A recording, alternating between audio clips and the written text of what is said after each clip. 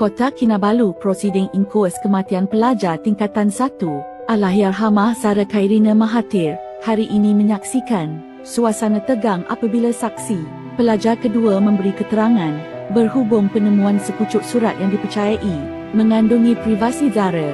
Menurut Peguam Bella, Rizwan dan M. Borhan, insiden itu berlaku pada malam 15 Julai tahun 2025 ketika Zara dipanggil ke sebuah dorm untuk disoal mengenai kehilangan sebuah dompet.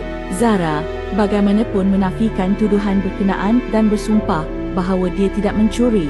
Pelajar yang membuat aduan kemudian menerima penafian itu dan memohon maaf. Namun tidak lama kemudian, seorang lagi pelajar masuk ke dorm dan menuduh Zara mencuri barangan peribadi miliknya.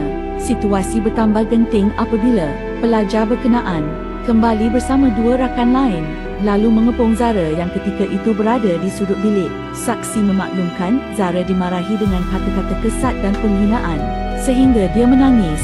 Ketika itu juga, ada pelajar lain mendakwa menemui sepucuk surat yang mengandungi hal peribadi Zara. Surat berkenaan dipercayai menceritakan hasrat arwah untuk menjadi badak atau pengawas surau di sekolah. Saksi turut menyatakan Zara semakin sedih sebelum beberapa pelajar meninggalkan dorm.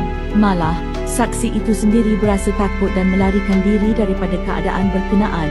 Prosiding Inquest akan bersambung esok dengan keterangan daripada saksi pelajar ketiga.